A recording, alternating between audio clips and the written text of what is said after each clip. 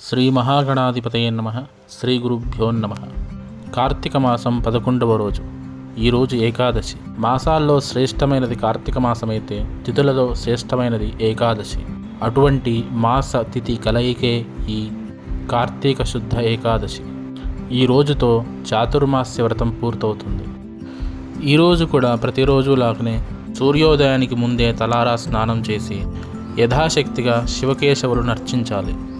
ఈరోజు అవిసె పువ్వులతో విష్ణువుని కానీ శివుణ్ణి కానీ పూజిస్తే చాంద్రాయణ వ్రతం చేసిన ఫలితం వస్తుంది. ఈరోజు చేసే దానాలు అఖండ ఫలితాన్నిస్తాయి. ఈరోజు కథ పురాణ మహిమ. పూర్వం కళింగ దేశంలో మంధరుడు అని పేరు గల ఒక వంట చేసేవాడు ఉండేవాడు.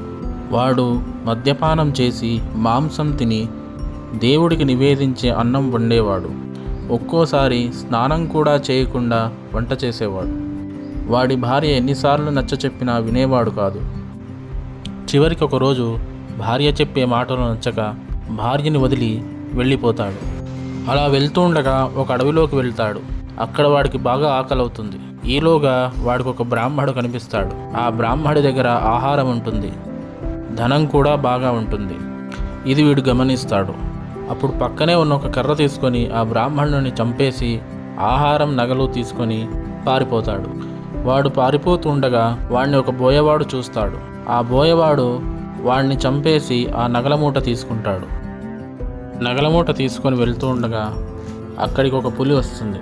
ఆ పులి ఆ బోయవాడిని చంపేస్తుంది. దాంతో ఆ నగలమూట నేలపాలైపోతుంది. ఈలోగా పులి పైకి లేస్తుంటే అక్కడ పక్కనే ఉన్న చెట్టులో ఒక ఈట గుచ్చుకొని ఉంటుంది. ఆ ఈట జారి పులి మీద పడి పులి చచ్చిపోతుంది. చచ్చిపోయిన మంధరుడు, కిరాతకుడు, పులి ముగ్గురు నరకంలో చాలా కష్టాలు పడ్డారు. ఇక్కడ ఇంటి దగ్గర మంధరుడి భార్య చుట్టుపక్కల ఇళ్లల్లో పాచి పనులు చేస్తూ వారికి వంట చేసి పెడుతూ పవిత్రంగా బ్రతుకుతుంది. ఆమె ప్రతిరోజు హరినామ స్మరణ చేసేది. ఈలోగా ఆ ఊళ్ళోకి ఒక సద్గురుడు వస్తాడు. ఆయన ఎంతోమందికి మంత్రోపదేశం చేసిన పండితుడు. అప్పుడు ఈమె ఆ పండితుణ్ణి కలవడానికి వెళ్తుంది. వెళ్ళి జరిగిందంతా చెప్తుంది. నా భర్త ఇంటి నుంచి వెళ్ళిపోయాడు, ఎక్కడికి వెళ్ళాడో తెలీదు, నాకు మాత్రం మోక్షం వచ్చే మార్గం చెప్పండి అని వేడుకుంటుంది. అప్పుడు ఆ పండితుడు జాలిపడి, ఇంకొద్ది రోజుల్లో కార్తీక మాసం వస్తుంది. కార్తీక మాసమంతా నేను ఈ ఊళ్ళోనే ఉన్న శివాలయంలో ఉంటాను. నువ్వు ప్రతిదినము శివాలయానికి వచ్చి బాగా శుభ్రం చెయ్యి, కార్తీక స్నానం చెయ్యి, శివాలయంలో దీపం వెలిగించు, నేను గుళ్ళోనే పురాణం చెప్తాను, నువ్వు ఆ పురాణం విను అని చెప్తాడు. ఆవిడ సరే అని కార్తీక మాసం వచ్చినప్పటి నుంచి రోజు ఆ గుడంతా శుభ్రంగా చేసేది. గుడి ముందు కళాపి చల్లి ముగ్గులు పెట్టేది. రోజు శివాలయంలో దీపం వెలిగించేది. ఆయన చెప్పిన పురాణం వినేది. తనకున్న దాంట్లో దానం చేసింది. ఈలోగా కార్తీక మాసం అయిపోతుంది. అయిపోయాక ఆ పండితుడు వెళ్లే ముందు ఆమెను నీకు తప్పక ముక్తి వస్తుంది అని దీవించి వెళ్ళిపోతాడు. తరువాత ఆమె బ్రతికున్నంతకాలం కార్తీక వ్రతాన్ని చేసింది. ఈలోగా ఆమె మృత్యువు వస్తుంది. మరణించిన తరువాత వైకుంఠం నుంచి పుణ్యశీలుడు, సుశీలుడు వస్తారు. ఆమె ప్రాణాన్ని ఒక దివ్య శరీరంలో ప్రవేశపెట్టి విమానంలో వైకుంఠానికి తీసుకువెళ్తుంటారు. అలా వెళ్తూ ఉండగా దారిలో నరకలోకం కనిపిస్తుంది.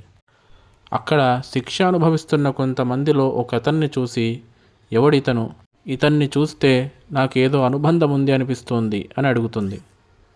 అప్పుడు దానికి ఆ విష్ణుదూతలు, ఇతడు బ్రతికున్నప్పుడు నీకు భర్త, నిన్ను వదిలేసిపోయాడు, వెళ్ళాక ఒక బ్రాహ్మణుని చంపాడు, బ్రతికున్నప్పుడు చాలా పాపాలు చేశాడు, దాని ఫలితమే ఈ శిక్షలు అనుభవిస్తున్నాడు, ఇంకా చాలా సంవత్సరాలు శిక్ష అనుభవించాల్సి ఉంది. అక్కడ నీ భర్త పక్కనున్నవాడే బోయవాడు, ఆ బోయవాడే నీ భర్తను చంపాడు, ఆ పక్కనున్నది బోయవాడిని చంపిన పులి, ఈ ముగ్గురు నరకంలో బాధలు అనుభవిస్తున్నారు అని చెప్తారు. అప్పుడు ఆమెకు జాలి కలిగి ఆ ముగ్గురి శిక్ష రద్దయి స్వర్గానికి వెళ్ళే మార్గం ఏమైనా ఉందా అని అడుగుతుంది. అప్పుడు దీనికి ఒక మార్గం ఉంది. నువ్వు భూలోకంలో ఉన్నప్పుడు చాలా పుణ్యాలు చేశావు. అందులో కార్తీక మాసంలో ఒత్తులు తయారు చేసి దీపంలో వేసే పుణ్యము నీ భర్తకివ్వు.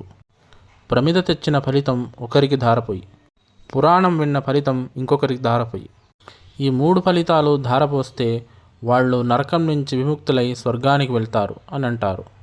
అప్పుడు ఆమె సరే అని ఆ 3 ఫలితాలు ముగ్గురికి ధారపోస్తుంది.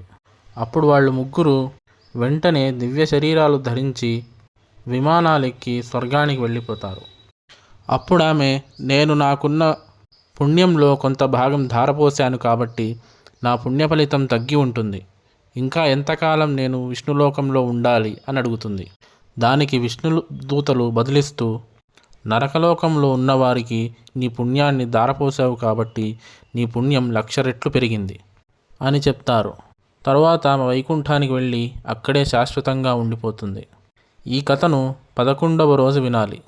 ఈ కథంతా వశిష్ఠుడు జనక మహారాజుకు చెప్తాడు. స్వస్తి.